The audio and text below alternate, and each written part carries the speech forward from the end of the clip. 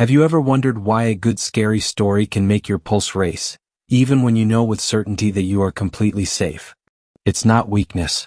It's a system that was built over millions of years to keep you alive, and today we're going to trace its origin completely. There's a detail in your own face, one that almost nobody notices, that will fully explain the final twist of this video. Keep it in mind, you are the only primate on the planet whose white of the eye is visible to the naked eye. We'll come back to that detail. Let's start with the fact almost nobody wants to accept. For generations, the popular image of our ancestors has been that of the dominant hunter, a strong, armed creature at the top of the food chain from the very beginning. That narrative, known among anthropologists as man the hunter, dominated museums and documentaries for decades. And in a sense it's understandable. Today humans are, without question, the deadliest predator on the planet. But that position wasn't always ours. For most of our evolutionary history, millions of years before mastering fire or making complex tools, our ancestors weren't hunters. They were prey. This is where most popular accounts stop, comfortable with the idea of a linear rise to dominance. That's the museum poster version. The real version, backed by concrete fossil evidence, is far more uncomfortable. The earliest hominins, small, slow compared to the large cats around them, and without useful claws or fangs, were regular prey for predators far more capable than they were. Anthropologist Sabina Liu and other researchers who have studied the fossil record of South Africa documented something revealing in a child's skull known as the Tong child, one of the most famous hominin fossils ever found. The marks on the skull didn't match a blow or a fall. They matched the characteristic marks left by an eagle's talons when carrying off its prey. That child, an Australopithecus only a few years old, was hunted literally by a bird of prey. It isn't an isolated case. The fossil record from that period is full of hominin bones bearing the tooth marks of large extinct cats. Think about what it means to live under that constant pressure. When an animal is regular prey, every second of the day matters. The slightest sound in the vegetation can mean the difference between surviving and dying. And this is where the part of the story that's almost never told begins. That extreme predation pressure didn't just shape our bodies. It directly shaped the origin of human communication. To understand how, we need to look at a distant relative still alive today in the savannas of East Africa, the vervet monkey. For decades, primatologists Dorothy Cheney and Robert Seyfarth studied their vocalizations in the wild and discovered something extraordinary. These monkeys don't emit a single generic alarm call. They emit completely distinct alarm calls depending on the type of predator. One specific sound for eagles, a completely different one for snakes, and a third, distinct from the others, for leopards. And most striking of all, the rest of the group reacts differently depending on which call they hear. At the eagle call, they look up and run into dense vegetation. At the snake call, they stand up on their hind legs and scan the ground. At the leopard call, they run up the tallest trees.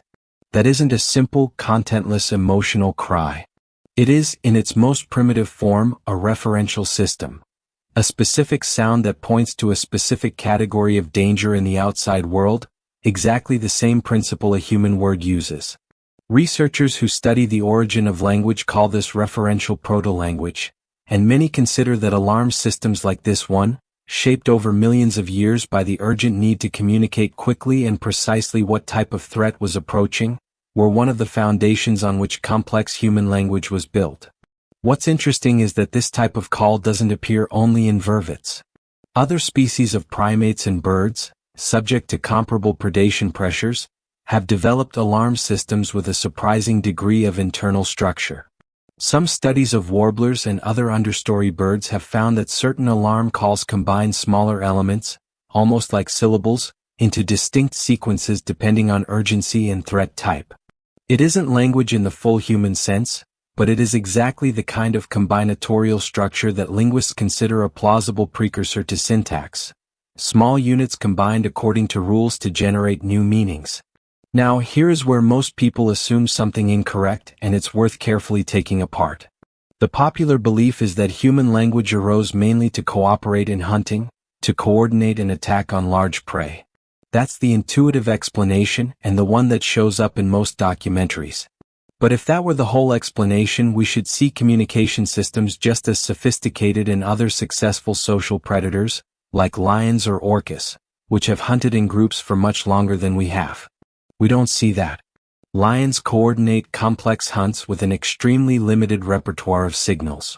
What we do share, instead, with highly vigilant prey species like the vervet monkey, is exactly that differentiated alarm system.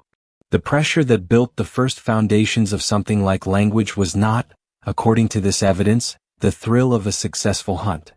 It was the constant terror of becoming another species' lunch.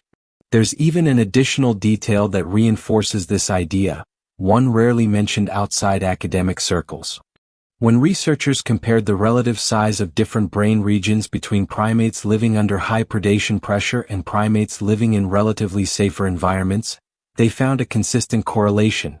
Species more vulnerable to predation tend to show proportionally greater development in areas associated with rapid auditory processing and alarm response. That's not a minor coincidence. It suggests that fear, far from being just a paralyzing emotion, acted for millions of years as an active driver of specialized neurological development. And this is where the detail we set aside at the start comes back: the white of your eye.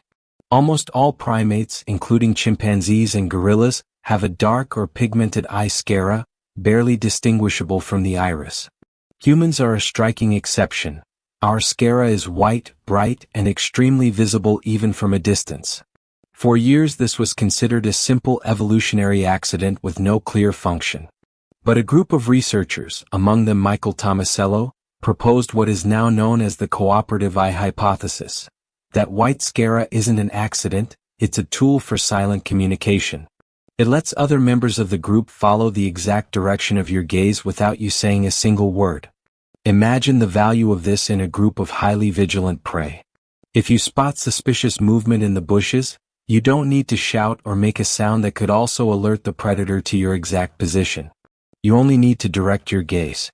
The rest of the group, trained over generations to read that silent signal, follows your line of sight immediately. It's extremely precise communication without the risk of a giveaway sound. Fear didn't just give us vocal alarm calls. It literally rewrote the anatomy of our eyes to communicate danger in complete silence. It's worth pausing on how radical this anatomical change is. Modifying the pigmentation of a visible body part to facilitate social communication is a very particular kind of evolutionary pressure, because it implies a level of trust within the group that doesn't exist between predator and prey, or even between rivals of the same species. A white sclera makes it impossible to hide where you're looking. For that trait to have spread across the entire species instead of disappearing, the benefit of communicating clearly within your group had to consistently outweigh the risk that a predator, or even a rival, might also read that same information. That only makes sense in an animal that depends critically on close cooperation within its group to survive. Think of this system as a muscle exercised under extreme pressure over millions of years. A muscle that isn't trained under comfortable conditions gets trained under load, under stress, under the real threat of failure. The cerebral cortex responsible for processing complex sounds, for associating a specific sound with a specific meaning, for coordinating a group's collective gaze, didn't develop in a calm, abundant environment.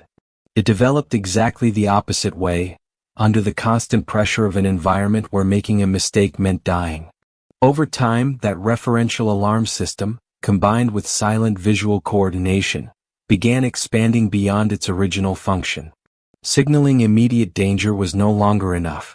The groups that survived best were, according to available archaeological and anthropological evidence, those capable of transmitting information about dangers not present in that moment, where a predator had appeared the week before, which route was safer, what signs come before an attack. That ability to talk about an absent danger, to build an account about something not happening right now while telling it, is the first step towards something that is no longer a simple alarm. It's a story. And so, little by little, the same neurological machinery that evolved to shout eagle when a bird of prey appeared ended up becoming the foundation on which myths, legends, and eventually fiction as we know it today were built. Every horror story you've watched on a screen, every urban legend told in the dark, every instinct that makes you lower your voice when discussing something disturbing, activates exactly the same brain circuit that activated in a hominin 3 million years ago upon hearing a suspicious rustle in the vegetation. This explains, incidentally, why scary stories work so differently from any other narrative genre. A joke needs surprise. A drama needs empathy.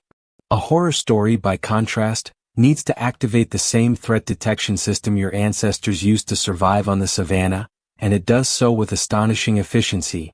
It only takes one out-of-place sound, one prolonged silence, or the mere suggestion that something is watching from the darkness, for your body to react as if the danger were completely real, even though your mind knows, with total clarity, that you're sitting on a couch. Here's the part one want you to take away from this video. That shiver you feel during a good scary story isn't a flaw in your nervous system. It's living proof that you carry with you, intact, one of the oldest communication systems in human evolution. A system that learned to turn terror into information, information into language, and language into stories passed down from generation to generation. You weren't born afraid of the dark by accident. You were born with it because every one of your ancestors who felt that fear, and acted on it, lived long enough to pass on to you the genes that still whisper to you today to pay attention. It's worth noting, too, that this inheritance isn't uniform across all of us in the same way. Sensitivity to threat cues varies from person to person, shaped by genetics, early experiences, and the environment each person grew up in. Some people inherited a particularly reactive alarm system, and they intensely enjoy horror films precisely because of that. Others inherited a more moderate system, and prefer to keep scary stories at a comfortable distance. Neither configuration is a flaw. Both are variations on the same ancestral machinery, calibrated slightly differently by the genetic lottery and by the life each person has lived. You belong to a species that went from being an eagle's occasional snack to becoming the only species on the planet capable of telling, with full words and with a glance, exactly what danger is approaching and from where. That transformation didn't happen despite fear. It happened because of it. The next time you feel that familiar shiver while listening to a well-told story, remember that you are experiencing the oldest survival technology your species possesses, still working exactly as it was designed to.